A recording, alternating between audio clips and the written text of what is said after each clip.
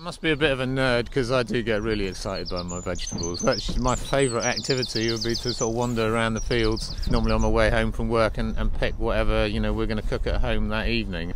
As the years go on, I seem to be getting more and more excited by them. Riverford is where I was born, and my 4 siblings, and where my parents farmed since 1951. This is the last of our lettuces for the year. I love to just wander across the field and taste the different varieties as we go, whether a green Batavia is better than a red Batavia is better than an oak leaf. I was doing the same a few years ago with a farmer on the fens, a conventional farmer who's growing lettuces for the supermarket, and I bent down to pick, I think it was a bit of an escarole, and he sort of said, "Shouldn't do that, boy," because of course it's been sprayed. They're sprayed every week for aphids. Hang on, this is a farmer who's growing food who wouldn't eat his own food. Intuitively, anybody knows that that's crazy. Food should be fit to eat out of the field. It's a very typical view of South Devon, where you get valleys and hills and you look across and it's full of character. But apart from our guys working in the fields, there are no people. Well, when I started farming, there were always people doing things.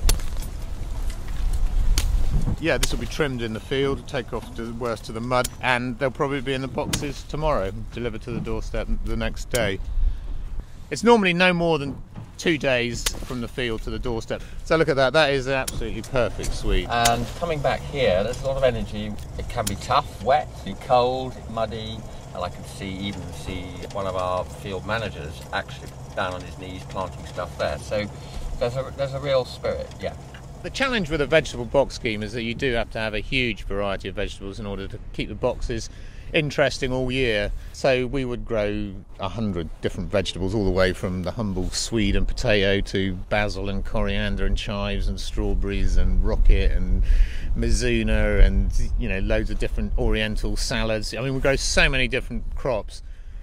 This is the rig that we built and go through the crops in the winter and harvest them and get them off the field without making a mess and trashing the soil.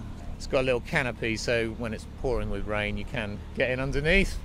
Of course, if it's blowing a gale you still get wet. You always get wet.